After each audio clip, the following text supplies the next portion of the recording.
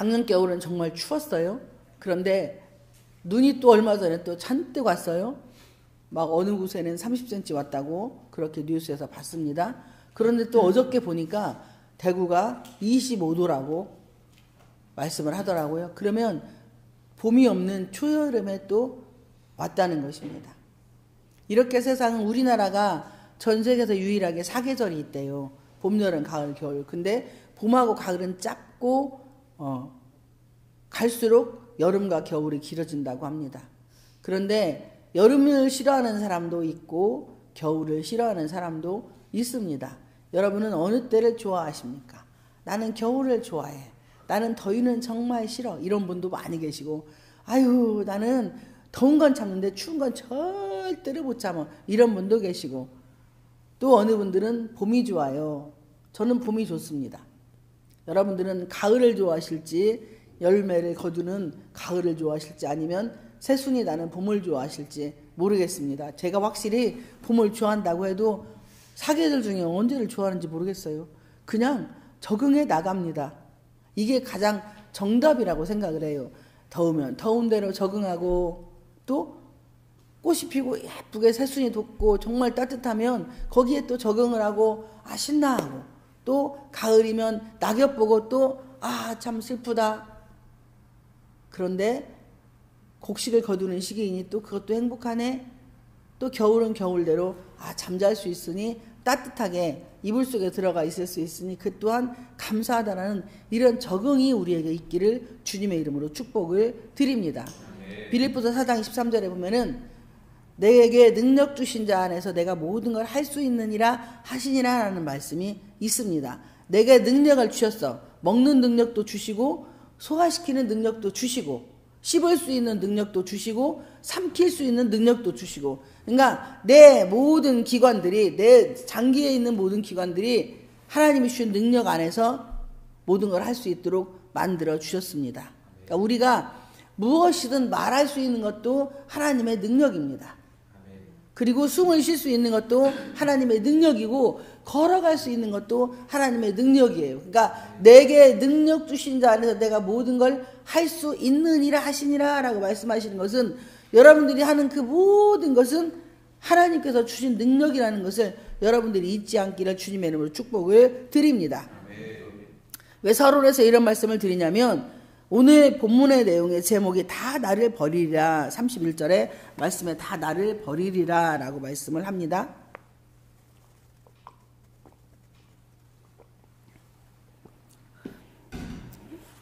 이게 예수님이 정신이 살짝 나가시지 않은 이상은, 제자들이 열심히 예수님을 3년을 따라다녔는데 느닷없이 오셔가지고 최후의 만찬을 다 가시고 난 다음에 야 여기 있는 니들이 다 나를 버릴 거야 이렇게 말씀하시면 여러분 그 말이 믿어져요? 아니 저분이 치매 걸린 것도 아니고, 요즘 말로 건망증 걸린 것도 아니고 왜 헛소리 하신대야. 우리가 그렇게 3년 동안 얼마나 열심히 쫓아다녔어요. 산으로 가라면 산으로 가고, 바다로 가라면 바다로 가고, 또 환자 있는 집에 가라면 환자 있는 집에 가고, 2인 1조로 해서 전도도 다니고 귀신도 쫓아내고 예수님이 하라는 대로 다 했어.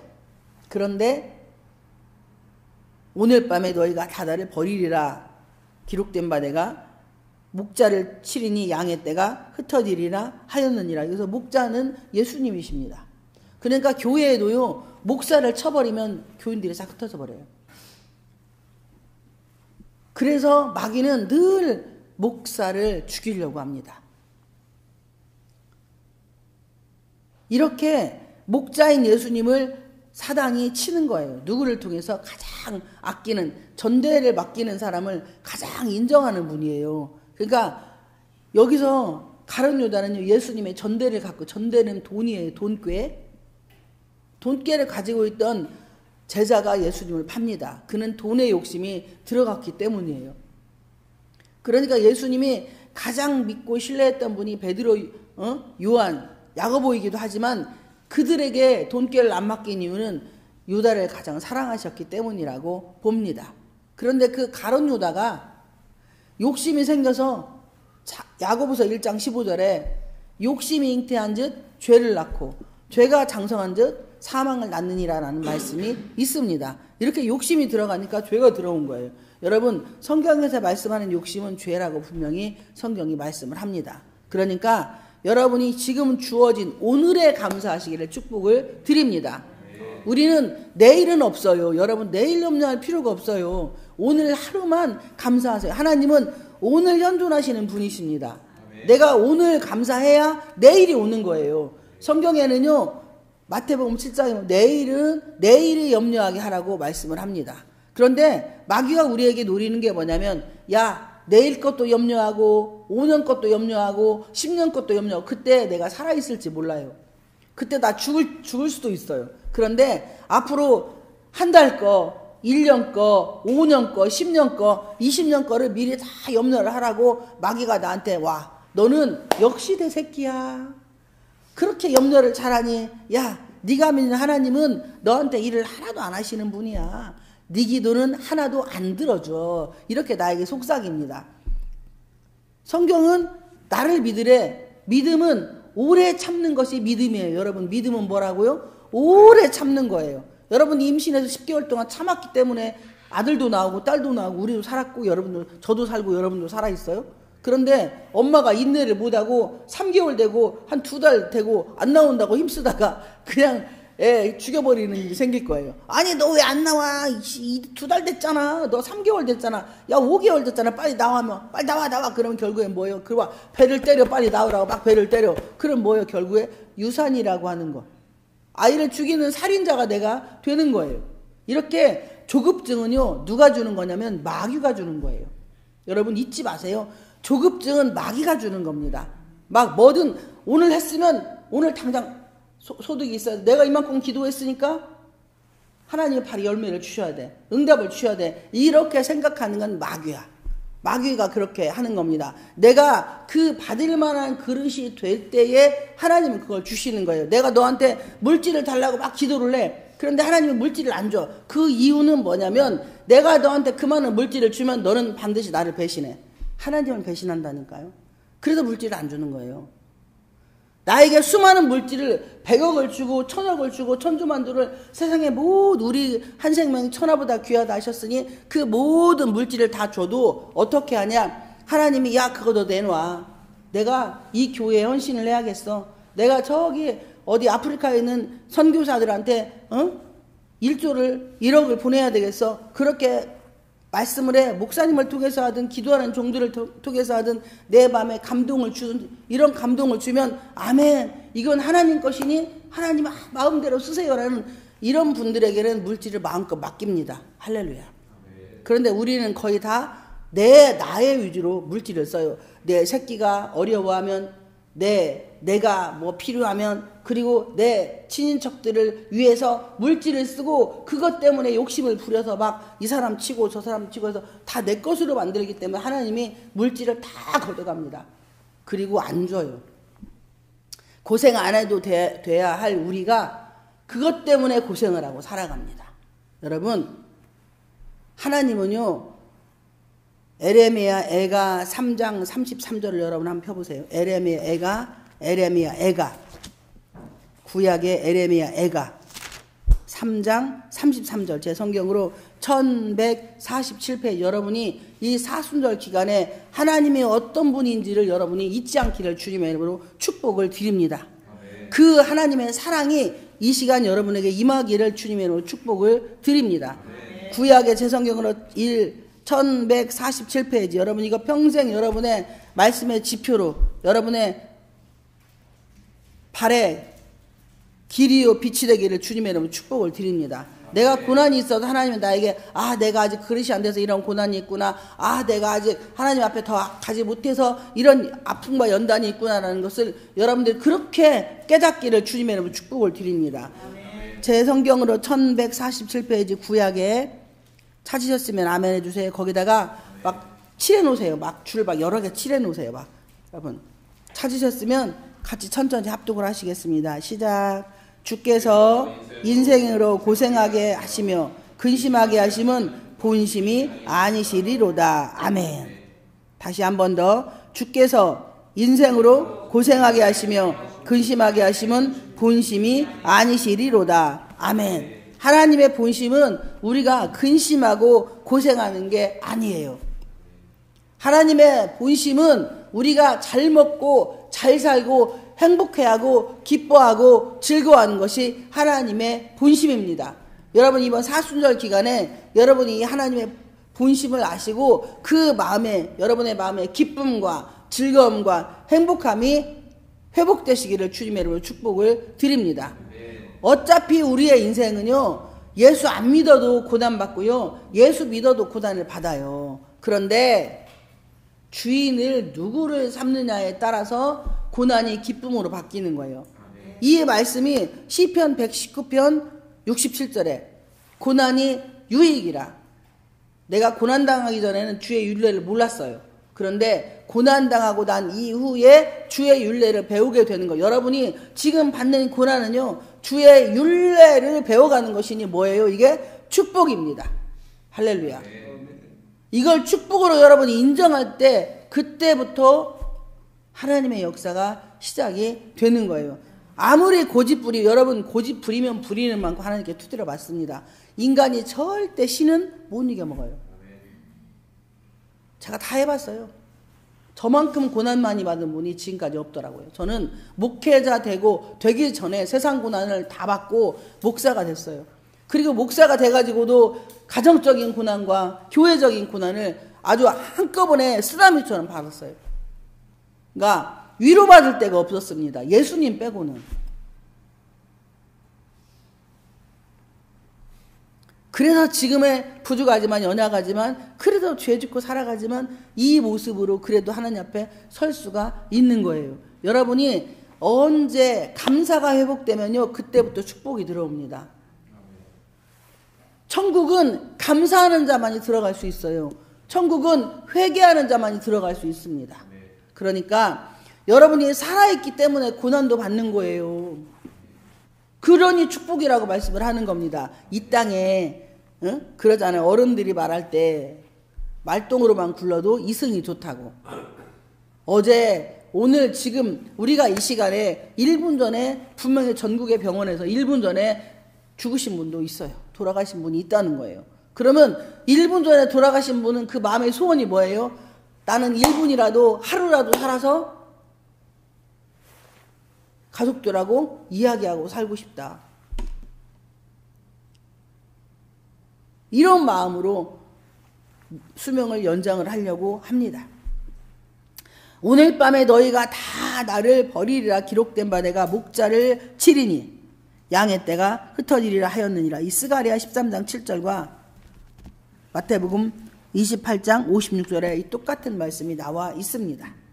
그러나 내가 살아난 후에 너희보다 먼저 갈릴리로 가리라. 요한복음 20장에 보면은 예수님이 먼저 갈릴리로 가십니다. 20장 21장에 요한복음에 보면은 예수님이 먼저 제자들보다 앞서서 갈릴리에 가십니다. 그런데 예수님이 가장 아끼던 제자 베드로가 있어요. 베드로가 대답하여 이르되 모두 주를 버릴지라도 나는 결코 버리지 않겠나이다 라고 아주 호언장담을 하는 거예요. 그러니까 예수님이 그 말을 듣고 뭐라고 하시냐면 예수께서 이르시되 내가 진실로 내게 이르노니 오늘 밤 닭 울기 전에 내가 3번 나를 부인하리라.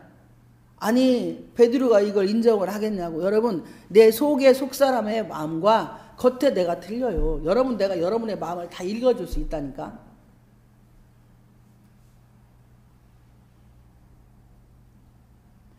여러분이 어떤 마음을 가지고 하나님 앞에 오는지, 남편을 어떻게 생각을 하는지, 자식을 어떻게 생각을 하는지, 여러분이 여러분 자신을 어떻게 바라보는지 마음을 다 읽어줄 수 있어요, 제가. 예수님은 내 속마음을 아시는 분이야. 창세기 12장에 보면은요, 사라라고 하는 아브라함의 아내 사라가 나옵니다. 그런데 창세기 18장에서 손님 셋이 와서 아브라함이 떡도 주고 우유도 주고 발도 씻겨줬어요. 그러니까 명년 요망 때에 너에게 아들이 있으리라라고 예언을 해줍니다. 명년 요망 때는요 1년 후에 너희가 아들이 있으리라라고 말씀을 해요. 그때 내가 오겠다고. 그러니까 사라가 뒤에서 들어. 이 문지방 뒤로 이렇게 숨어가지고 이렇게 들으면서 속으로 뭐라고 하냐면, 겉으로 말을 하는 게 아니라 속으로 저들이 미쳤나? 잘 쳐먹고 그냥 가면 될 것이지. 성경에는 그 말 없어요. 그냥 제가 아는 거야. 그렇게 했을 거라고. 아니 나는 나이가 90이고 우리 신랑 나이가 100살인데 무슨 아들? 저게 맛이 같구만. 어쩌면 이렇게 생각했을 수도 몰라요. 그런데 성경에는 뭐라고 기록이 되어 있냐면 사라가 왜 비웃느냐라고. 그러니까 사라가 깜짝 놀라는 거예요. 여러분의 마음이 그 중심이 하나님께로 갈 때 내에게 이런 고난을 주시고 내 육체의 아픔도 있고 남편을 데려가는 아픔도 있고 남편이 아픈 아픔도 있고 가산이 홀쫄딱 망한 아픔도 있고 그런 아픔이 나에게 있어. 우리에게 가장 큰 아픔이 뭐예요? 여러분 가장 큰 아픔이 죽음으로 갈라놓는 거잖아요. 그럴 때에 하나님은 나에게 무엇을 원하시냐? 아버지 그래도 감사합니다. 이 고백을 듣고 싶어서 이 고백을 듣게 하시려고 이 고백을 하게 하시려고 이게 바로 시편 150편에 호흡이 있는 자는 다 여호와를 찬양하라 그 말씀입니다. 인간의 생사화복은 하나님만이 주관을 하세요. 그런데 우리의 여정 속에 좋은 일만 있으면 내가 인생이 생각하는 좋은 일만 있으면 우리는 다 영혼이 죽은 거예요. 기복이 다 있어요. 기복이 있습니다. 그 기복 가운데에 하나님이 뭘 원하시냐? 모든 것은 하나님의 은혜요 나의 다 된 것은 하나님의 은혜입니다 라는 고백을 하기를 원하시는 거예요. 나의 다 된 것, 지금의 나, 여러분이 여기까지 온 지금의 나의 나 된 것은 하나님의 은혜요 하나님의 사랑입니다 라고 고백하는 저와 우리 모두가 되기를 주님의 이름으로 축복을 드립니다. 예수님은 베드로에게 네가 오늘 밤 닭 울기 전에 내가 3번 나를 부인하리라고 하니까 베드로가 35절에서 베드로가 이르되 내가 주와 함께 죽을지언정 주를 부인하지 않겠나이다 하고 모든 제자도 그와 같이 말하니라. 그러니까 이들 마음에는 예수님이 죽으면 도망갈 걸 다 이미 궁리를 하고 있어요. 예수님이 죽으면 제자들이 생각했던 예수님은 이스라엘 왕으로 오신 예수님이야. 그런데 죽는디야. 그러면 내 생각과 예수님의 생각이 다르기 때문에 이들은 다 도망갈 궁리를 하고 있습니다. 그런데 겉으로는 예수님을 죽을지언정 버리지 않겠다고 말씀을 하는 거예요. 여러분이 말하는 말이 여러분이 책임지는 말이 되기를 축복을 드립니다. 그 말을 뱉을 때 첫 번째 내 귀가 들어요. 내가 들어. 두 번째 하나님이 듣습니다. 세 번째 마귀가 들어요. 그런데 우리는 대부분 보면은 내가 뱉은 말에 책임을 안 지고 인생을 살아요. 그러니까 늘 마귀에게 끌려다니는 인생이 됩니다. 여러분이 남편 앞에서든 자녀 앞에서든 또 혼자 있을 때 자기가 자기 고백을 하든 그 고백은 누가 증인이냐? 내 양심이 증인이고 하나님이 증인이에요. 그러니까 진짜 예수 믿는 사람은요 자기가 뱉은 말에 책임을 집니다. 하나님이 우리를 그렇게 만드시기 위해서 여기에 보면은 마태복음 26장에 하반절로 쭉 가면은요 결국에는 베드로가요 부인을 해요. 69절에서 74절까지 한번 보시겠습니다. 베드로가 어떻게 예수님을 부인을 하는지 참 짜잔하고 쪼잔하게 부인을 합니다. 마태복음 26장 69에서 74절까지 같이 천천히 합독을 하겠습니다. 마태복음 지금 우리가 보는 26장 69에서 74절이에요. 찾으시면 아멘 해주세요. 같이 천천히 합독합니다. 시작. 베드로가 바깥들에 앉았더니 한 여종이 나와 이르되 너도 갈릴리 사람 예수와 함께 있었도다 하거늘 베드로가 모든 사람 앞에서 부인하여 이르되 나는 내가 무슨 말을 하는지 알지 못하겠노라 하며 71절 앞문까지 나아가니 다른 여종이 그를 보고 거기 있는 사람들에게 말하되 이 사람은 나사렛 예수와 함께 있었도다 하매 베드로가 맹세하고 또 부인하여 이르되 나는 그 사람을 알지 못하노라 하더라. 조금 후에 곁에 섰던 사람들이 나와 베드로에게 이르되 너도 진실로 그 도당이라 내 말소리가 너를 표명한다 하거늘 그가 저주하며 맹세하여 이르되 나는 그 사람을 알지 못하노라 하니 곧 닭이 울더라. 아멘.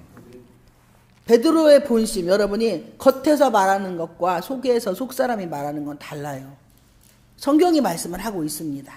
겉사람인 베드로는 예수님을 자기가 죽을지언정 버리지 않겠다라고 고백을 합니다. 그런데 속사람인 베드로는 오늘 본문의 이 마태 26장 69절에서 74절 말씀에 속에 내면의 베드로는 예수님을 부인하고 예수님을 버리겠다라고 작정을 한 거예요. 여러분이 여러분 자신을 알기를 주님의 이름으로 축복을 드립니다. 남은 알 필요가 없어요. 여러분이 기도하시는 종들은 내가 나를 알아야 돼요. 그러면 나는 죄인이로소이다가 고백이 됩니다. 그러면 다른 사람의 허물은 내 눈에 들어오지 않아요.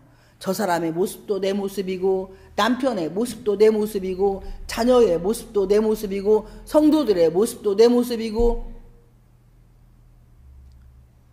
우리가 서로를 바라볼 때에 사랑을 하면 다 이뻐 보이고 사랑을 하면 이뻐진다고 합니다. 그런데 여러분이 예수님을 사랑을 하면 여러분의 영이 바뀌기 때문에요. 젊어져요. 그리고 건강해집니다. 여러분이 예수님을 향해 가잖아요. 그러면은 여러분의 친구들, 우리 여기 전도사님을 보면요. 친구들 다 보면요. 우리 전도사님보다 10살, 15살은 더 많아 보여요. 희한하더라고. 신기해.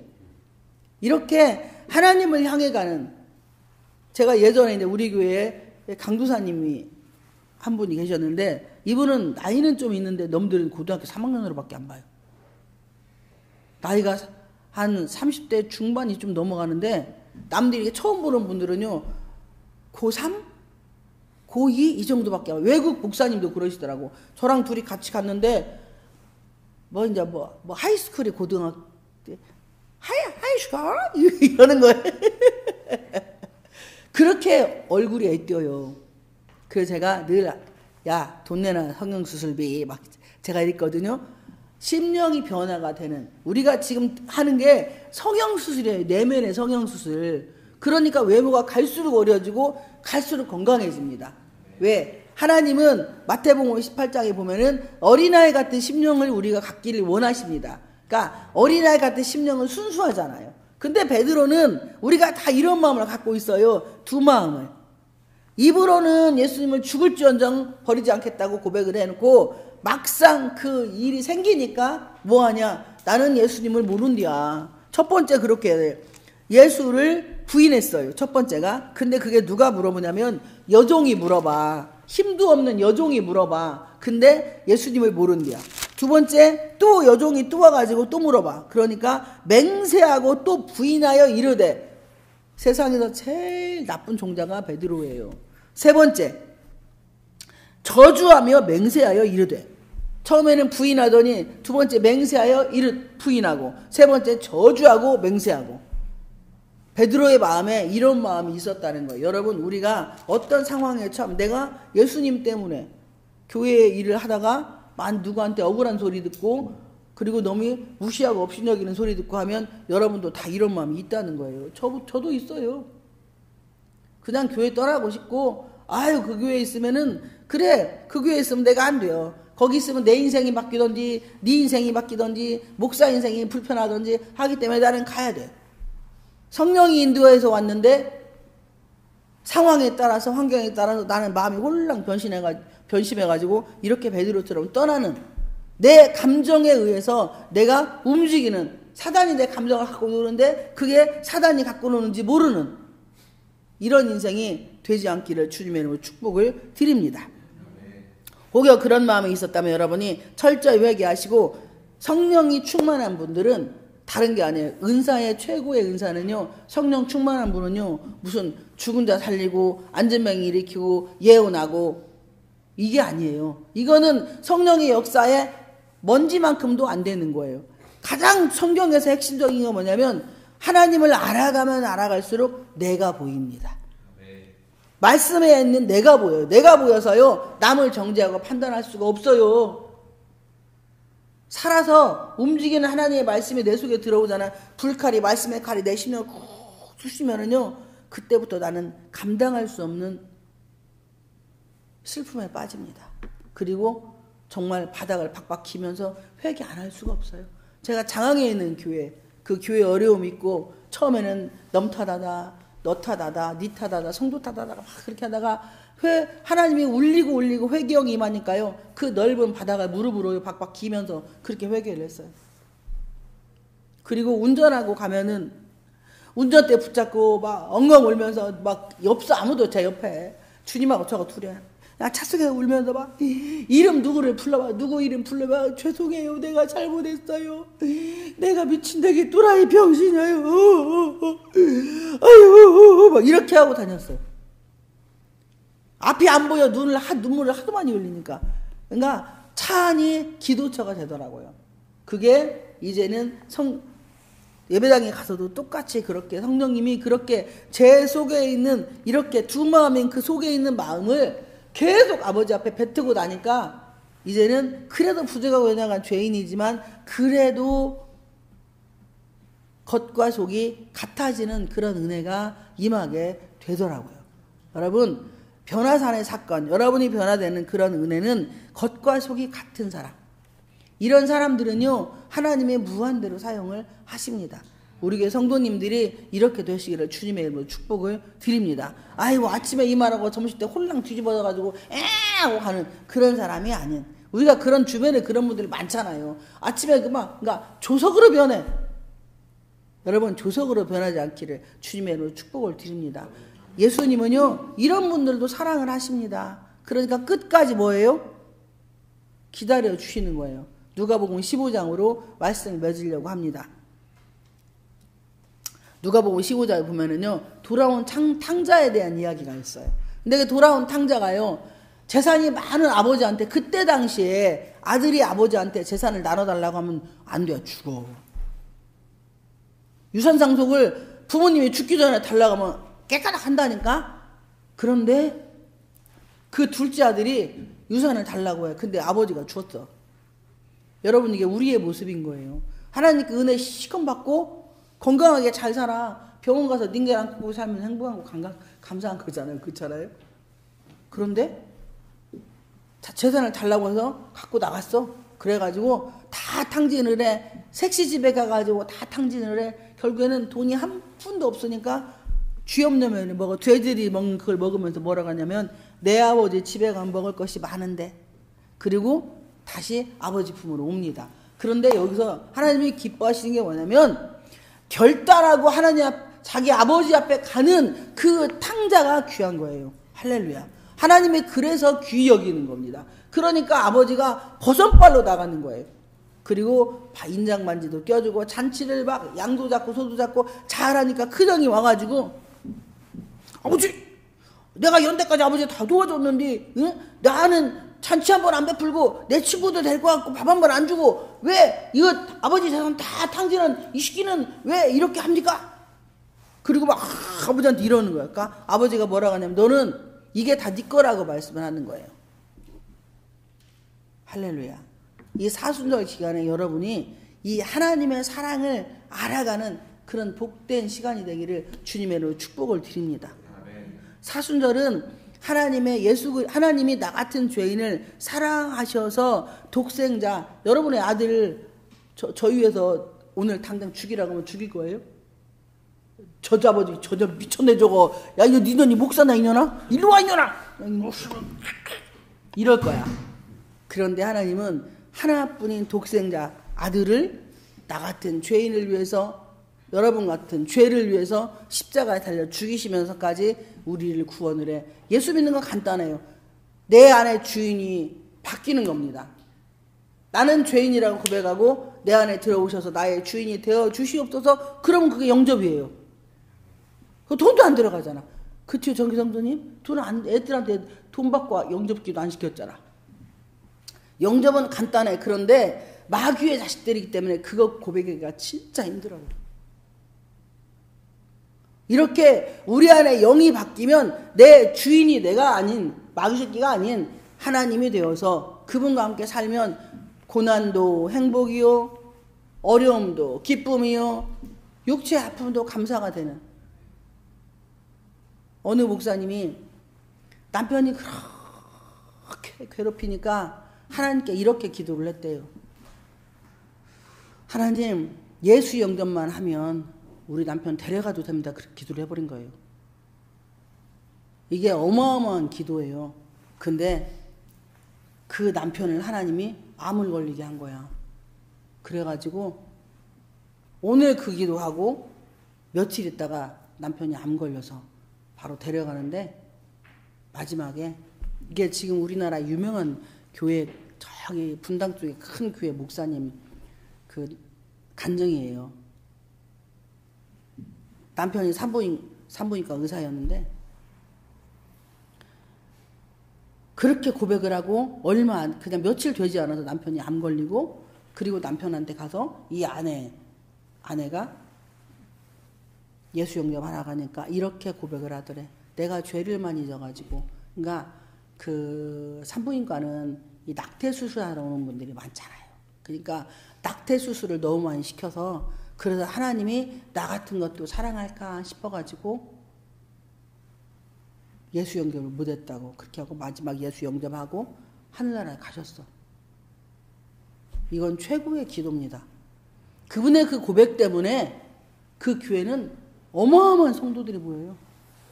성도들이 정말 많습니다. 근데 오랫동안 10년을 넘게 교회를 안 졌어요. 그냥 고등학교 강단을 빌려가지고 주일 예배만 드렸어요. 그러다가 지금은 저기 그 서울 들어가는 초입에 거기다 교회를 이쁘게 져가지고 그 교회가 하는 사역은 뭐냐면 큐티 사역인데 주일날 낮 예배에 설교 끝나면 성도들이 한 명씩 나와요. 그 은혜 받으신 성도들이 나와서 자기 과거와 현재를 이야기를 합니다. 여러분 이게 진짜 은혜인 거예요. 전에 나는 이랬어요. 그런데 이 교회 와서 내가 예수님 만나고 나니까 그때 그 사건들이 얼마나 더럽고 추악한 것이었는지. 그 교회에는 큐티가 있어요. 구역 예배가 있는데 거기에서 자기네끼리 모여서 예배를 드리다가 남편이 바람을 10몇 년을 피운 거야. 근데 아내도 이 아파트에 몇 동, 여기도 저기 두 번째 여자도 여기 애 낳고 사는 거야. 아침에 출근을 일찍 해가지고 여기 가서 밥 먹고. 그런데 그 큐티 시간에 그 고백을 해버린 거야. 그 남편이 성령이 찌르니까 성령님은요 내 죄만 끄집어냅니다. 내 죄만 끄집어내요. 남의 이야기는 절대 못하게 해요. 이 사순절 기간에 여러분이 내 안에 성령님과 함께 연합해서 나를 위해 십자가에 달려 죽으신 그 예수님과 함께 살아가는 삶을 승리하시는, 그래서 베드로 같은 두 마음이 아닌 간사함이 없는, 나다니엘 같은 간사함이 없는, 요한복음 3장에 나오는 나다니엘 같은 간사함이 없는 그런 인생이 되어 주님 앞에 놀라운 축복과 은혜가 자손만대까지 임하기를 주님의 이름으로 축복을 드립니다.